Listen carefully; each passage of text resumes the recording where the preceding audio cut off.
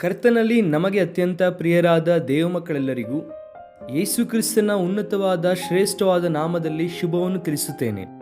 ಯೇಸುವಿನ ನಾಮ ಎಲ್ಲ ನಾಮಕ್ಕಿಂತಲೂ ಕೂಡ ಉನ್ನತವಾದಂತಹ ನಾಮ. ನಂಬುತ್ತಿರುವ ಈ ವಿಷಯವನ್ನು ಯೇಸು ಕ್ರಿಸ್ತನ ಕುರಿತಾದ ಸರಿಯಾದ ತಿಳುವಳಿಕೆ ಇರಬೇಕು.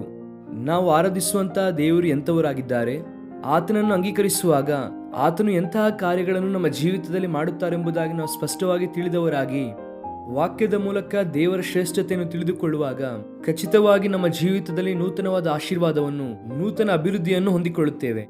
ನಾವು ಪ್ರತಿದಿನ ದೇವರ ವಾಗ್ದಾನವನ್ನು ಧ್ಯಾನಿಸುತ್ತಿದ್ದೇವೆ. ಒಂದೊಂದು ವಾಗ್ದಾನವನ್ನು ಪ್ರತಿದಿನ ಧ್ಯಾನಿಸುವುದರಿಂದ ಆ ದಿನಕ್ಕೆ ಬೇಕಾದಂತಹ ಧೈರ್ಯವನ್ನು ಹಾಗೂ ಪ್ರೋತ್ಸಾಹವನ್ನು ನಾವು ಹೊಂದಿಕೊಳ್ಳುತ್ತೇವೆ. ನಿಮ್ಮಲ್ಲಿ ಅನೇಕರು ಈ ವಾಗ್ದಾನ ಸಂದೇಶದ ಮೂಲಕ ನೀವು ಆಶೀರ್ವದಿಸಲ್ಪಡುತ್ತಿರುವಂತಹ ವಿಧಾನವನ್ನು ನಮಗೆ ತಿಳಿಸುತ್ತಾ ಇರುವುದಕ್ಕಾಗಿ ದೇವರಿಗೆ ಸ್ತೋತ್ರ ಹೇಳುತ್ತಾ, ಕ್ರೈಸ್ಟ್ ವರ್ಷಿಪ್ ಸೆಂಟರ್ ಮೂಲಕ ದೇವರು ಪ್ರಪಂಚ ವ್ಯಾಪ್ತಿಯಾಗಿ ಮಾಡುತ್ತಿರುವ ಸೇವೆಯ ನಿಮಿತ್ತವಾಗಿ ದೇವರಿಗೆ ಯಾವಾಗಲೂ ಕೂಡ ಘನವನ್ನು ಸಲ್ಲಿಸುತ್ತೇವೆ. ಈ ದಿನ ವಾಗ್ದಾನಕ್ಕಾಗಿ ಎದುರು ನೋಡುತ್ತಾ ಇದ್ದೀರಲ್ವಾ? ಕೀರ್ತನೆಗಳು 28ನೇ ಕೀರ್ತನೆ 7ನೇ ವಾಕ್ಯವನ್ನು ನಾವು ಓದೋಣ. Psalm 28 and verse 7. ಯೆಹೋವನು ನನಗೆ ಬಲವೂ ಗುರಾಣಿಯೂ ಆಗಿದ್ದಾನೆ. ನಾನು ಆತನಲ್ಲಿ ಭರವಸವಿಟ್ಟೆನು, ನನಗೆ ಸಹಾಯವು ಉಂಟಾಯಿತು. ಆದ ಕಾರಣ ನನ್ನ ಹೃದಯವು ಹರ್ಷಿಸುವುದು, ಕೀರ್ತನಾ ರೂಪವಾಗಿ ಆತನನ್ನು ಸ್ತುತಿಸುವೆನು. ದೇವರ ನಾಮಕ್ಕೆ ಮಹಿಮೆ ಉಂಟಾಗಲಿ. ಭಕ್ತನಾದ ದಾವೀದನು ಬರೆದಂತಹ ಕೀರ್ತನೆ ಆತನ ಜೀವಿತದ ಅನುಭವದಿಂದ ಕರ್ತನನ್ನು ಸ್ತುತಿಸಿದಂತಹ ಅನುಭವಗಳು, ಆ ನಂತರವಾಗಿ ಆತನ ಕಷ್ಟದ ಸಮಯದಲ್ಲಿ ದಾವೀದನಿಗೆ ದೇವರು ಯಾವ ರೀತಿಯಾಗಿ ಸಹಾಯ ಮಾಡಿದರೋ, ಬಲಪಡಿಸಿದರೋ ಬಹಳ ಸ್ಪಷ್ಟವಾಗಿ ಕೀರ್ತನೆಯಲ್ಲಿ ಬರೆಯುತ್ತಾ ಬರುತ್ತಾರೆ. ಯೆಹೋವನೇ, ನೀನೇ ನನಗೆ ಶರಣನು ಆಗಿರುವುದರಿಂದ ನಿನಗೆ ಮೊರೆ ಇಡುತ್ತೇನೆ, ಕೇಳದೆ ಇರಬೇಡ ಎಂಬುದಾಗಿ ಕೀರ್ತನೆ ಆರಂಭದಲ್ಲಿ ಬರೆಯುತ್ತಾರೆ. ದೇವರು ಮೌನವಾಗಿ ಇಲ್ಲ, ಆತನು ನಮ್ಮ ಪ್ರಾರ್ಥನೆಯನ್ನು ಕೇಳುತ್ತಿದ್ದಾನೆ. ನಾವು ಮಾಡುತ್ತಿರುವಂತಹ ಆರಾಧನೆಯನ್ನು ಸ್ವೀಕರಿಸುತ್ತಾ ಇದ್ದಾರೆ. ಪ್ರತಿ ಪರಿಸ್ಥಿತಿಯನ್ನು ಕೂಡ ಆತನು ಗಮನಿಸುತ್ತಿದ್ದಾರೆ. ನೀನು ಮೌನವಾಗಿರದೆ ನನ್ನ ಮನವಿಯನ್ನು ಕೇಳು ಎಂದು ಪ್ರಾರ್ಥನಾ ಪೂರ್ವಕವಾಗಿ ಕೀರ್ತನೆಯನ್ನು ಬರೆಯುತ್ತಾ 7ನೇ ವಾಕ್ಯಕ್ಕೆ ಬರುವಾಗ ಕರ್ತನು ನನಗೆ ಬಲವು ಗುರಾಣಿಯೂ ಆಗಿದ್ದಾನೆ ಎಂಬುದಾಗಿ ಆ ಮಾತನ್ನು ಬರೆಯುತ್ತಾರೆ. ಇಂಗ್ಲಿಷಲ್ಲಿ ಬಲ ಎನ್ನುವಂತಹ ಕಡೆ ಸ್ಟ್ರೆಂತ್ ಎಂಬುದಾಗಿ ಉಪಯೋಗಿಸಿದ್ದಾರೆ. ಅದನ್ನು ಇಬ್ರಿಯ ಭಾಷೆಯಲ್ಲಿ ಆಸ್ ಎನ್ನುವಂತಹ ಪದವನ್ನು ಉಪಯೋಗಿಸಿದ್ದಾರೆ. ಅಂದರೆ ಬೋಲ್ಡ್ನೆಸ್. ದೇವರನ್ನು ಆರಾಧಿಸುವಂಥವರು, ದೇವರನ್ನು ಸ್ತುತಿಸುವಂಥವರು ಯಾವಾಗಲೂ ಕೂಡ ಬೋಲ್ಡ್ ಆಗಿ ಇರುತ್ತಾರೆ, ಕಾನ್ಫಿಡೆಂಟ್ ಆಗಿ ಇರುತ್ತಾರೆ. ಕರ್ತನೇ ನನ್ನ ಕಾನ್ಫಿಡೆನ್ಸ್ ನೀವೇ. ಪ್ರಪಂಚದಲ್ಲಿ ಅನೇಕ ಮಂದಿಗೆ ಈ ದಿನಗಳಲ್ಲಿ ತಮ್ಮ ಹಣದ ಮೇಲೆ ಅವರಿಗೆ ಕಾನ್ಫಿಡೆನ್ಸ್ ಇದೆ, ಅವರು ಓದಿದಂತಹ ವಿದ್ಯಾಭ್ಯಾಸದ ಮೇಲೆ ಅವರಿಗೆ ಕಾನ್ಫಿಡೆನ್ಸ್ ಇದೆ, ಅಥವಾ ಅವರ ಸುತ್ತಲಿರುವಂತಹ ಸಂಬಂಧಿಕರ ನಿಮಿತ್ತವಾಗಿ ಅನೇಕರಿಗೆ ಬಹಳ ಕಾನ್ಫಿಡೆನ್ಸ್ ಇದ್ದಿರಬಹುದು.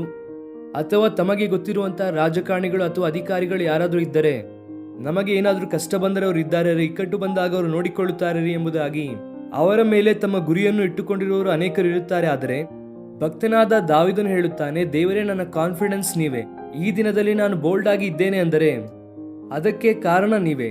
ಕೆಲವು ಸಾರಿ ಕಷ್ಟ ಇಕ್ಕಟ್ಟುಗಳು ನಿಮ್ಮನ್ನು ಕುಗ್ಗಿಸಬಹುದು, ನಿಮ್ಮಲ್ಲಿರುವಂತಹ ಸ್ಥಿರತೆಯನ್ನು, ಧೈರ್ಯವನ್ನು ಕಸಿದುಕೊಳ್ಳಬಹುದು. ಆದರೆ ಆ ಸಮಯದಲ್ಲಿ ದೇವರ ಕಡೆಗೆ ದೃಷ್ಟಿಸುವುದಾದರೆ, ದೇವರೇ ನೀವೇ ನನಗೆ ಆಶ್ರಯ, ನೀವೇ ನನ್ನ ಕಾನ್ಫಿಡೆನ್ಸ್, ನೀವೇ ನನ್ನ ಬೋಲ್ಡ್ನೆಸ್ ಎಂಬುದಾಗಿ ದೇವರ ಬಳಿ ಹೇಳುವುದಾದರೆ ನಿಮ್ಮ ಜೀವಿತದಲ್ಲಿ ಖಚಿತವಾಗಿ ದೊಡ್ಡ ಕಾರ್ಯಗಳನ್ನು ಕಾಣುತ್ತೀರಾ.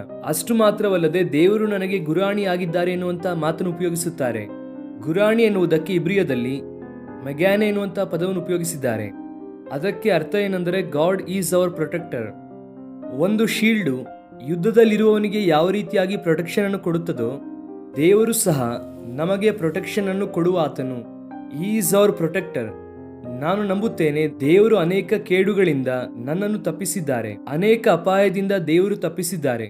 ಈ ದಿನ ನಾನು ಸಜೀವವುಳ್ಳವನಾಗಿದ್ದು ದೇವರನ್ನು ಕೀರ್ತಿಸುತ್ತಾ ಇದ್ದೇನೆ ಅಂದರೆ, ಆತನ ದಿವ್ಯ ನಾಮವನ್ನು ಸ್ಮರಿಸುತ್ತಾ ಇದ್ದೇನೆ ಅಂದರೆ, ಕರ್ತನಾದ ಯೇಸು ಕ್ರಿಸ್ತನ ಕುರಿತಾದ ಸುವಾರ್ತೆಯನ್ನು ಅನೇಕ ಪ್ರಾಂತ್ಯಗಳಲ್ಲಿ ಪ್ರಕಟಿಸುತ್ತಾ ಇದ್ದೇನೆ ಅಂದರೆ, ಅದು ಕೇವಲ ದೇವರ ಕೃಪೆ ಹಾಗೂ ಆತನ ರೆಕ್ಕೆಯ ಮರೆಯಲ್ಲಿ ನನ್ನನ್ನು ಕಾಪಾಡುತ್ತಾ ಇದ್ದಾರೆ. ಆದ್ದರಿಂದಲೇ ನಾನು ಸಜೀವವುಳ್ಳವನಾಗಿ ಇದ್ದೇನೆ. ನೀವು ಕೂಡ ಈ ವಿಷಯವನ್ನು ಒಪ್ಪಿಕೊಳ್ಳಬೇಕು ಅಲ್ವಾ? ಪ್ರಪಂಚದಲ್ಲಿ ಎಷ್ಟೋ ಜನ ಗತಿಸಿ ಹೋಗಿದ್ದಾರೆ.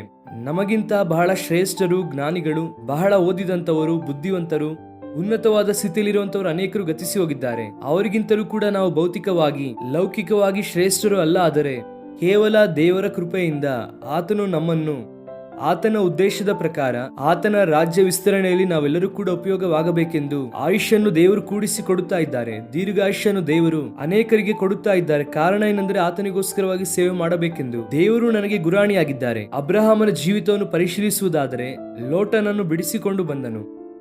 4 ಅರಸರುಗಳು ಬಂದು 5 ಅರಸರುಗಳನ್ನು ಕಟ್ಟಿ ಕರೆದುಕೊಂಡು ಹೋಗುತ್ತಾ ಇದ್ದರೆ ಅಬ್ರಹಾಮನು ಅವರ ಹಿಂದೆ ಹೋಗಿ ಅವರನ್ನು ಬಿಡಿಸಿದನು.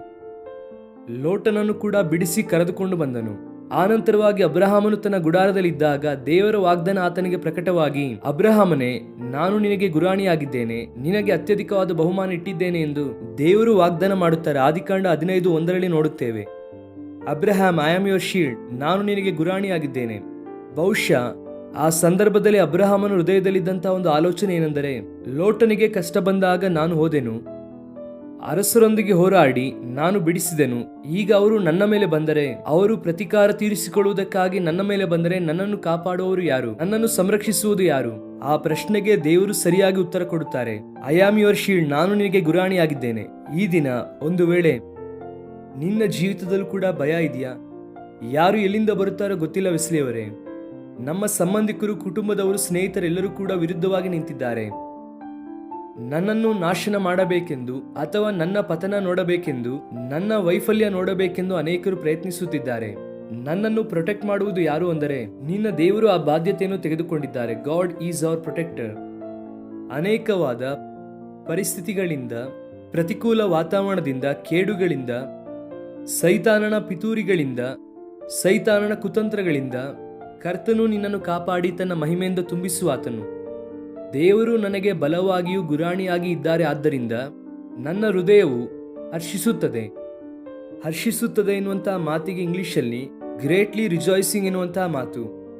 ಸಾಧಾರಣವಾಗಿ ಆನಂದಿಸುವಂಥದ್ದಲ್ಲ, ಉನ್ನತವಾಗಿ ಆನಂದಿಸುವಂಥದ್ದು, ಹೆಚ್ಚಾಗಿ ಆನಂದಿಸುವಂಥದ್ದು, ಅದನ್ನು ಹರ್ಷಿಸುವುದೆಂಬುದಾಗಿ ಅಲ್ಲಿ ಉಪಯೋಗಿಸಿದ್ದಾರೆ. ಈ ದಿನ ನಿನ್ನ ದುಃಖದಿಂದ, ನಿನ್ನ ಕಣ್ಣೀರಿಂದ ದೇವರು ಬಿಡಿಸಿ, ನಿನ್ನ ಹೃದಯವನ್ನು ದೇವರು ಹರ್ಷದಿಂದ ತುಂಬಿಸಿ ಆತನ ಮಹಿಮೆಗೋಸ್ಕರ ನಿನ್ನನ್ನು ಉಪಯೋಗಿಸಲಿದ್ದಾರೆ. ನಂಬಿದವರು ದೇವರಿಗೆ ಸ್ತೋತ್ರ ಹೇಳೋಣ. ನಾವು ಪ್ರಾರ್ಥಿಸೋಣ. ಕಣ್ಣು ಮುಚ್ಚಿರಿ. ಈ ವಾಗ್ದಾನವನ್ನು ಕ್ಲೇಮ್ ಮಾಡಿ ಈ ದಿನ ದೇವರಿಗೆ ಸ್ತೋತ್ರ ಮಾಡೋಣ. ಪ್ರೀತಿಯುಳ್ಳ ತಂದೆ, ನೀವು ನಮಗೆ ಬಲವಾಗಿಯೂ ಗುರಾಣಿಯಾಗಿರುವುದಕ್ಕಾಗಿ ನಿಮಗೆ ಸ್ತೋತ್ರವನ್ನು ಸಲ್ಲಿಸುತ್ತೇವೆ. ನಮ್ಮ ಕಾನ್ಫಿಡೆನ್ಸ್ ನೀವೇ, ನಮ್ಮ ಬೋಲ್ಡ್ನೆಸ್ ನೀವೇ. ಕರ್ತನೆ, ನಮ್ಮನ್ನು ಪ್ರೊಟೆಕ್ಟ್ ಮಾಡುವುದು ನೀವು, ಅದಕ್ಕಾಗಿ ನಿಮಗೆ ಸ್ತೋತ್ರ. ಈ ದಿನ ನಮ್ಮ ಪ್ರಿಯರು ಯಾರ್ಯಾರು ದೇವರೇ ಭಯದಿಂದ, ಆತಂಕದಿಂದ, ಕಳವಳದಲ್ಲಿದ್ದಾರೋ, ಅನೇಕ ವಿಧವಾದ ಸಮಸ್ಯೆಗಳಿಂದ ದೇವರೇ ಆವರಿಸಲ್ಪಟ್ಟಿದ್ದಾರೋ, ಅವರೆಲ್ಲರನ್ನೂ ಕೂಡ ನೀವೇ ಮುಟ್ಟಿರಿ, ದರ್ಶಿಸಿರಿ. ನಿಮ್ಮ ಬೆಳಕು ಅವರ ಮೇಲೆ ಪ್ರಕಾಶಿಸುವಂತದ್ದಾಗಲಿ ಎಂಬುದಾಗಿ ಪ್ರಾರ್ಥಿಸುತ್ತೇವೆ ದೇವ. ನಿಮ್ಮ ಸಮಾಧಾನವನ್ನು, ನಿಮ್ಮ ಆದರಣೆಯನ್ನು, ನಿಮ್ಮ ಸ್ವಸ್ಥತೆಯನ್ನು ಅವರಿಗೆ ದಯಪಾಲಿಸಿ, ನಿಮ್ಮ ಮಹಿಮೆಯ ರಾಜ್ಯಕ್ಕಾಗಿ ಅವರನ್ನು ಉಪಯೋಗಿಸಬೇಕೆಂಬುದಾಗಿ ನಿಮ್ಮ ಸನ್ನಿಧಾನದಲ್ಲಿ ಬೇಡಿಕೊಳ್ಳುತ್ತಾ ಯೇಸು ಕ್ರಿಸ್ತನ ನಾಮದಲ್ಲಿ ಬೇಡಿ ಹೊಂದಿಕೊಳ್ಳುತ್ತೇವೆ ನಮ್ಮ ತಂದೆಯೇ. Amen, amen. God bless you friends. ಈ ವಿಡಿಯೋ ನಿಮಗೆ ಆಶೀರ್ವಾದಕರವಾಗಿದ್ದರೆ ಕೆಲವರಿಗೆ ಶೇರ್ ಮಾಡಿದರೆ ಅವರು ಕೂಡ ಈ ವಾಗ್ದಾನವನ್ನು ಕೇಳುತ್ತಾರೆ. ದೇವರು ನಿಮ್ಮನ್ನು ಆಶೀರ್ವದಿಸಲಿ.